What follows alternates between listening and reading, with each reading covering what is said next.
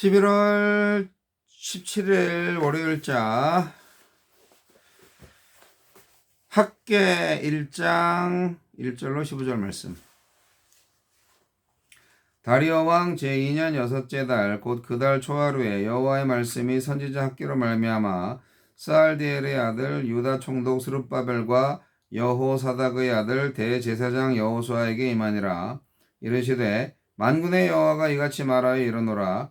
이 백성이 말하기를 여호와의 전을 건축할 시기가 이르지 아니하였다 하느니라. 여호와의 말씀이 선지자 학계에게 임하여 이르시되 이 성전이 황폐하였거늘 너희가 이때에 판벽한 집에 거주한 것이 옳으냐. 그러므로 이제 만군의 여호와가 이같이 말하노니 너희는 너희의 행위를 살필지니라. 너희가 많이 뿌릴지라도 수확이 적으며 먹을지라도 배부르지 못하며 마실지라도 흡족하지 못하며 입어도 따뜻하지 못하며 일꾼이 삭슬 받아도 그것을 구멍 뚫어진 전대에 넣음이 되느니라. 만군의 여호와가 말하노니 너희는 자기의 행위를 살필지니라. 너희는 산에 올라가서 나무를 가져다가 성전을 건축하라. 그리하면 내가 그것으로 말미암아 기뻐하고 또 영광을 얻으리라. 여호와가 말하였느니라. 너희가 많은 것을 바랐으나 도리어 적었고 너희가 그것을 집으로 가져갔으나 내가 불어버렸느니라. 나 여호와 나 만군의 여호와가 말하노라. 이것이 무슨 까닭이냐. 내 집은 황폐하였으되 너희는 각각 자기의 집을 짓기 위하여 빨랐음이라. 그러므로 너희로 말미암아 하늘은 이슬을 그쳤고 땅은 산물을 그쳤으며 내가 이 땅과 산과 곡물과 새 포도주와 기름과 땅의 모든 수산과 사람과 가축과 손으로 수고하는 모든 일에 한제를 들게 하였느니라.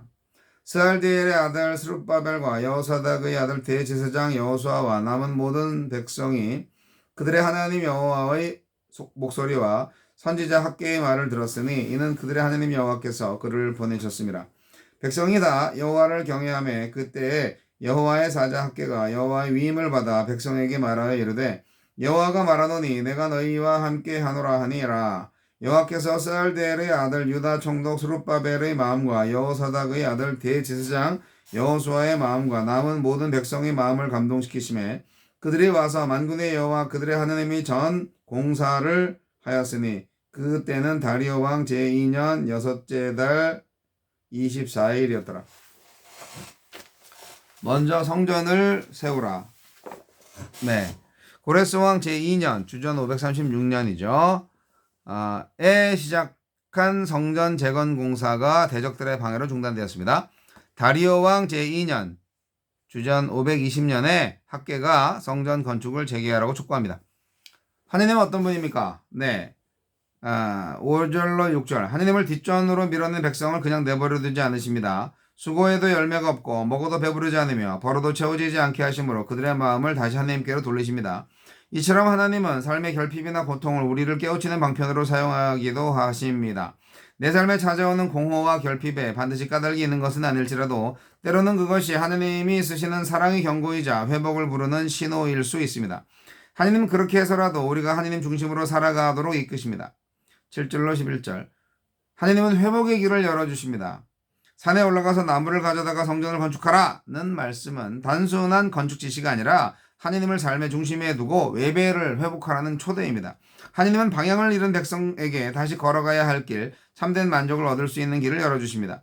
하느님이 이미 보여주신 먼저 해야 할 일을 미룬 채 다른 일에 마음을 쓰고 있지는 않습니까? 오늘 내가 회복을 위해서 시작해야 할 첫걸음은 무엇입니까? 나에게 주시는 교훈은 무엇입니까? 2절로 4절. 백성은 여호와의 전을 건축할 시기가 이르지 아니하였다라고 말하며 자신의 집을 아름답게 꾸미는 일을 몰두했습니다. 하지만 하느님의 집을 건축하는 일을 미루는 것은 단순한 일정의 문제가 아니라 하느님보다 자신의 삶을 앞세우는 마음의 문제를 보여줍니다. 믿음의 삶은 상황이 좋아질 때 시작하는 것이 아니라 지금 이 자리에서 하느님의 일을 우선순위에 두는 결단으로 시작됩니다. 12절로 15절. 스룹바벨과 여호수아와 모든 백성은 하느님의 말씀을 듣고 곧바로 순종합니다. 그들의 순종은 단순한 결심이 아니라 행동으로 옮겨진 믿음이었습니다. 하느님은 우리가 순종하는 마음을 품도록 감동시키시고 내가 너희와 함께하노라는 약속으로 힘을 주십니다. 믿음은 오늘 들은 말씀에 오늘 응답하는 것입니다. 미루지 않고 오늘 순종한다면 하느님이 함께하시는 오늘을 맞이할 것입니다. 주여, 오늘 제 삶의 우선순위를 바로 세워주시고 들은 말씀에 즉시 순종하게 하소서. 네, 학계가 시작됐네요. 학계는 에스라보다 훨씬 이전에 있었던 사람이죠. 학계의 배경은 다리오 왕 제2년입니다. 1차 포로 귀환 후 18년이 지난 시점이죠.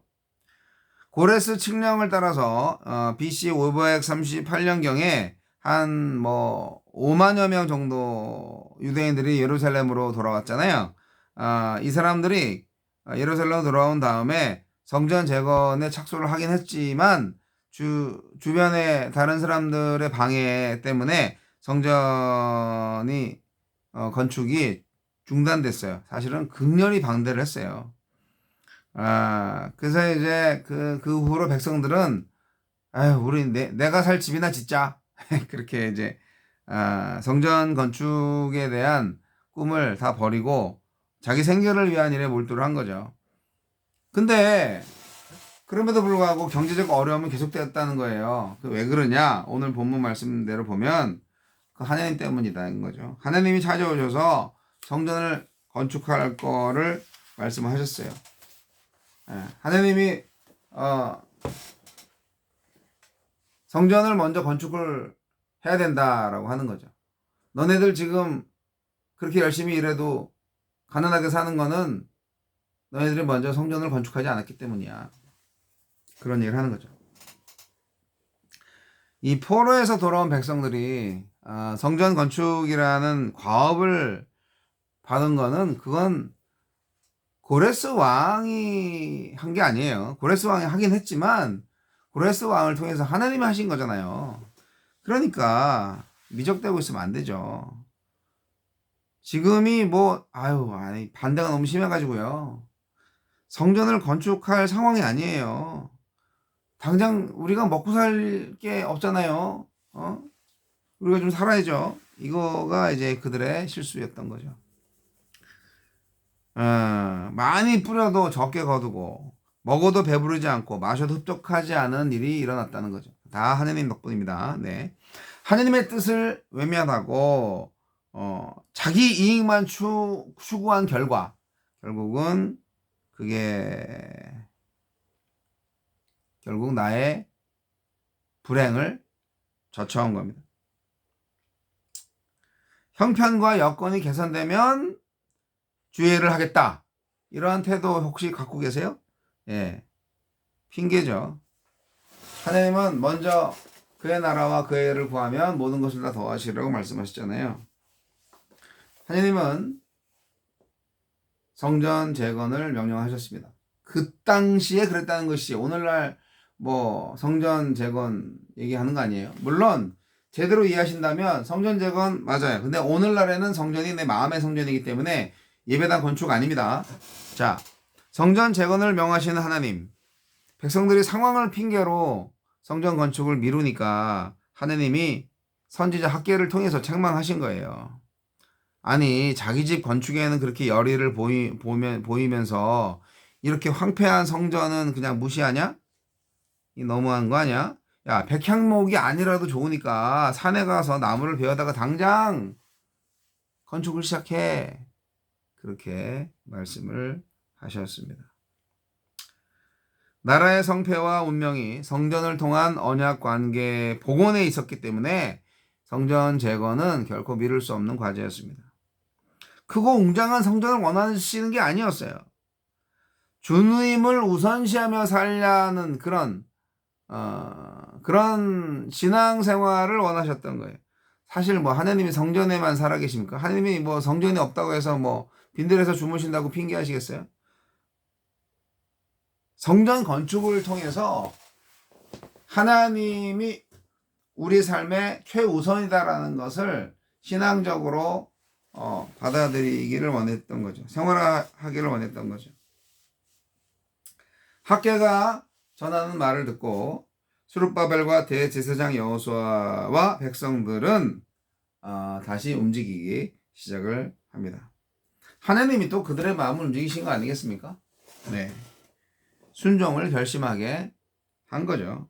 하나님은 백성들한테 말씀을 하십니다. 내가 너희와 함께한다 말씀하시는 거죠. 하나님의 집이 완성되기도 전에 하나님은 함께 하신 거예요. 그렇죠? 그러니까 성전은 하나님을 위한 게 아니라 인간을 위한 거예요. 인간이 성전을 통하여서 제사를 지내고 지낸다는 표현은 우리 한국식인데 제사를 드리고 그리고 절기를 회복하고 이스라엘의 그 신앙적 생활을 회복하는 거죠. 결국 성전 건축을 시작을 하면 하나님이 도우실 것이다 라는 약속을 받아들일 수 있어야만 했습니다.